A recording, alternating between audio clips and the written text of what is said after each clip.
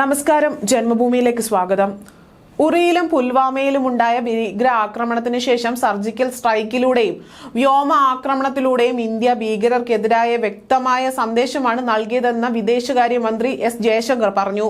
26/11 മുംബൈ ഭീകര ആക്രമണത്തോട് അന്നത്തെ സർക്കാർ പ്രതികരിച്ച രീതിയെ വിമർശിച്ചുകൊണ്ടായിരുന്നു ജയശങ്കറിന്റെ പ്രതികരണം. മുംബൈ ഭീകര ആക്രമണത്തിന് ശേഷം ഇന്ത്യയെ ലോകം സഹതാപത്തോടെയാണ് വീക്ഷിച്ചത്.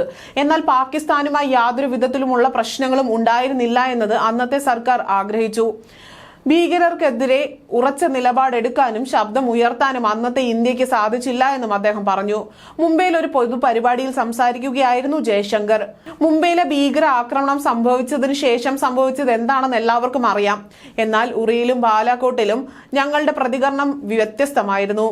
ഉറി നിയന്ത്രണ രേഖയ്ക്ക് അപ്പുറത്തായിരുന്നു. ബാലാകോട്ട് അന്താരാഷ്ട്ര അതിർത്തിക്ക് അപ്പുറമായിരുന്നു.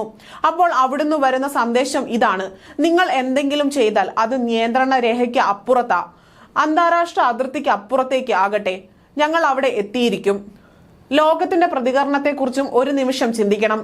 മുംബൈ ഭീകര ആക്രമണം ഉണ്ടായപ്പോൾ ഈ ലോകം മുഴുവൻ പറഞ്ഞു, അവിടെ നടന്നത് മോശം കാര്യമാണ്, അങ്ങനെ സംഭവിക്കാൻ പാടില്ലായിരുന്നു, ഞങ്ങളോട് സഹതപിക്കുന്നുവെന്ന്. എന്നാൽ പാകിസ്ഥാനുമായി ഒരു സംഘർഷം ഇന്ത്യ ആഗ്രഹിച്ചിരുന്നില്ല. ലോകത്തെ മുഴുവൻ അവിടെ തടഞ്ഞു നിർത്തി. തീവ്രവാദം എന്താണെന്ന് ലോകത്തെ അറിയിച്ചില്ല. എല്ലാവരുടെയും തലയ്ക്ക് മുകളിലുള്ള വാളാണ് അത്. ഇത് ഞാനാണ് ഇരയെങ്കിൽ നാളെ അത് നിങ്ങളാകും. പിന്നീടും ഇതേ വാൾ നമ്മുടെ നേരെ വന്നപ്പോഴാണ് തിരിച്ചടിച്ചത്. ഇന്ത്യക്കാർ ചെയ്യേണ്ടത് അവർ ചെയ്തു എന്നതാണ് അന്ന് ലോകം മുഴുവൻ പറഞ്ഞത്. ഉറിയിലും ബാലാകോട്ടിനെയും കുറിച്ച് ലോകം മുഴുവൻ മനസ്സിലാക്കി.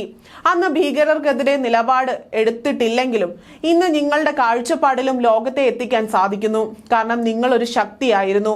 നിങ്ങൾക്ക് കഴിവുണ്ട് എന്നതിന്റെ തെളിവാണ് അതെന്നും ജയശങ്കർ പറയുന്നു.